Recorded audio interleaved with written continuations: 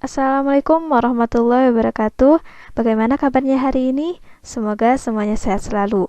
Pada kesempatan kali ini, kita akan mempelajari mengenai bab lanjutan dari sistem reproduksi, yaitu mengenai organ reproduksi pada laki-laki.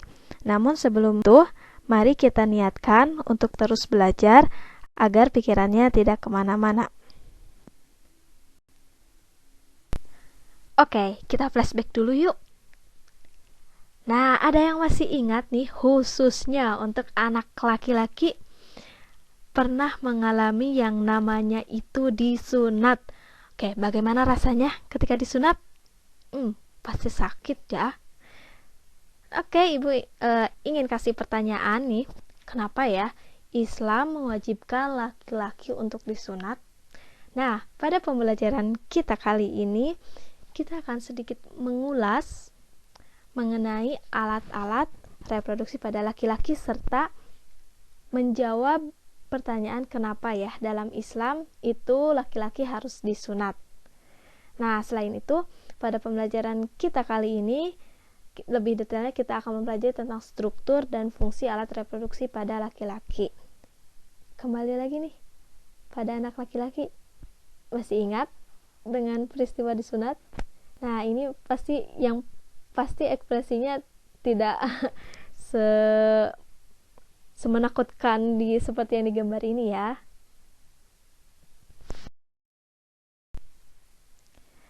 Alat reproduksi pada laki-laki secara garis besar terbagi menjadi dua, yaitu ada alat reproduksi eksternal dan alat reproduksi internal. Nah, alat reproduksi eksternal kita kenal sebagai alat kelamin luar. Terbagi menjadi dua, ada penis dan ada skrotum. Lalu alat reproduksi internal ini terbagi lagi menjadi tiga, ada testis, ada tubulus atau nama lainnya adalah saluran sperma, dan ada juga kelenjar reproduksi. Nah, pada beberapa sumber, pada beberapa buku, kelenjar reproduksi juga dinamakan dengan kelenjar aksesoris. Lalu, tubulus atau saluran sperma ini terbagi menjadi tiga, ada epididymis, ada vas deferens, dan ada uretra.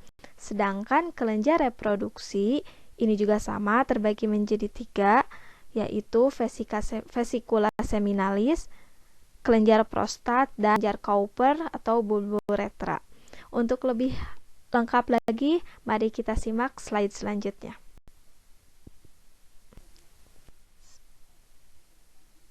Silahkan teman-teman amati gambar ilustrasi alat reproduksi pada laki-laki. Nih, pada poin A ini dinamakan dengan vas deferens ya. Bentuknya berupa saluran.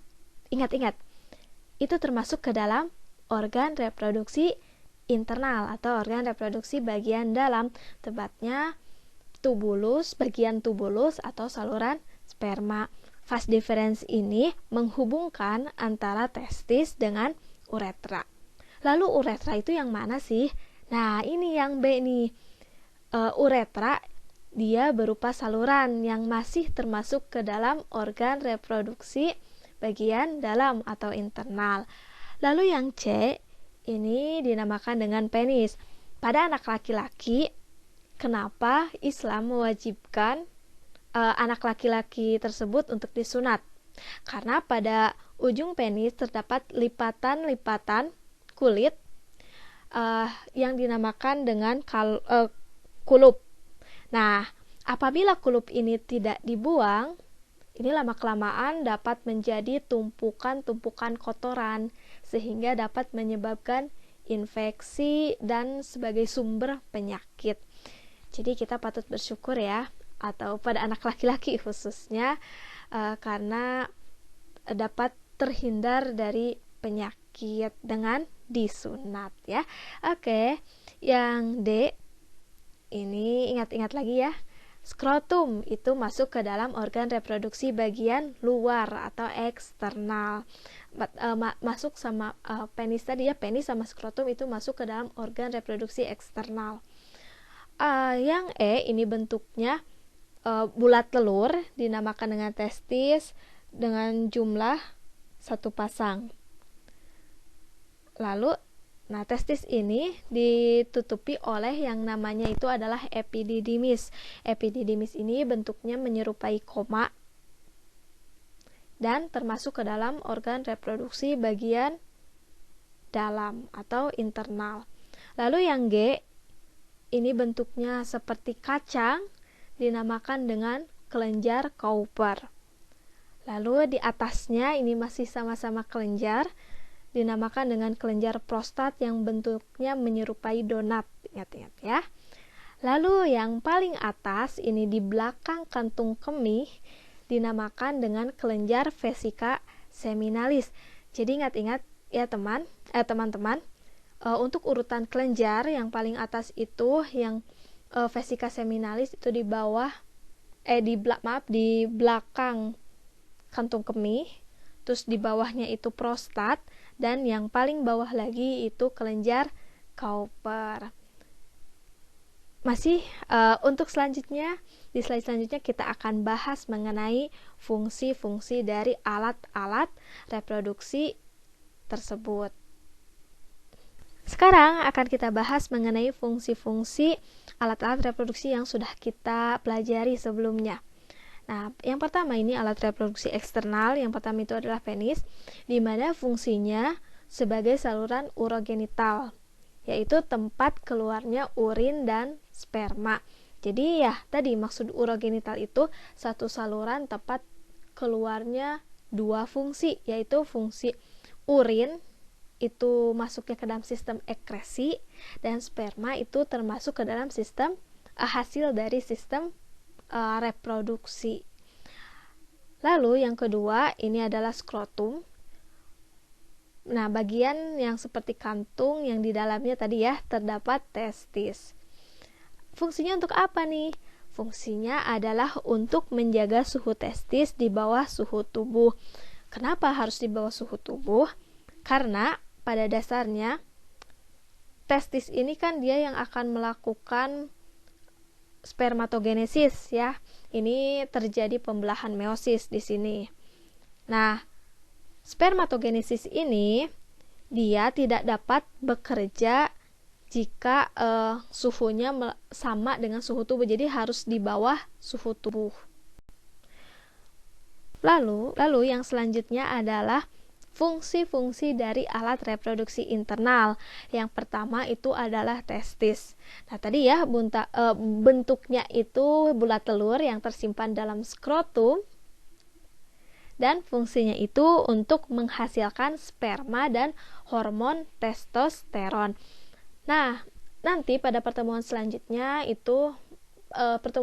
lagi mengenai gametogenesis nanti akan kita jelaskan ya. Jadi pembentukan sperma ini lebih tepatnya kalau testis kita kita belah misalnya, nah di dalamnya itu ada yang dinamakan dengan tubulus seminiferus. Nah, di dalam tubulus seminiferus itu terjadi namanya itu spermatogenesis yang berfungsi untuk menghasilkan sperma. Lalu selain itu testis juga menghasilkan hormon testosteron. Fungsinya untuk apa? Hormon testosteron ini berfungsi untuk menghasilkan atau merangsang ciri-ciri perkembangan sekunder. Apalagi nih pada kalian anak-anak laki-laki khususnya, ini karena testosteron hanya ada di laki-laki.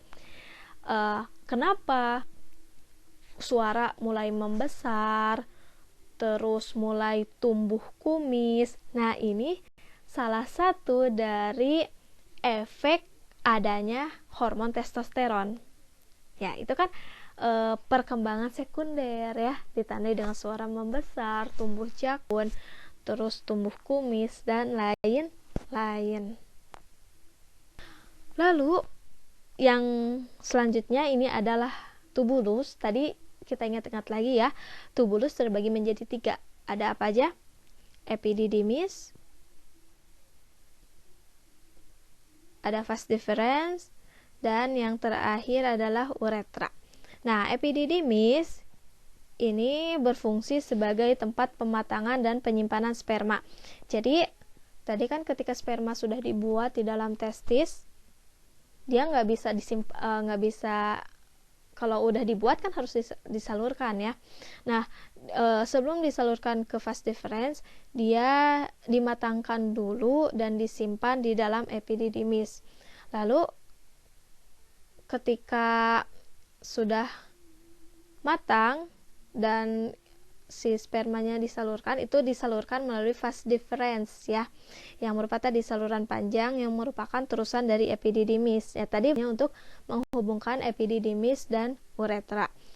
Lalu sperma yang melalui fast difference ini dia akan keluar melalui saluran uretra, yang mana sama-sama tempat keluarnya urin ya. Nah, ini merupakan akhir dari saluran reproduksi. Lalu yang selanjutnya itu adalah kelenjar reproduksi.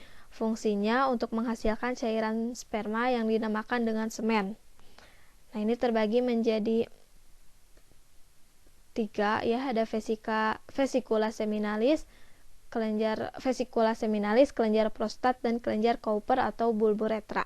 Nah, kelenjar vesikula seminalis ini fungsinya untuk menghasilkan cairan yang bersifat basa. Nah, di mana dalam vesikula seminalis ini terdapat beberapa zat ya.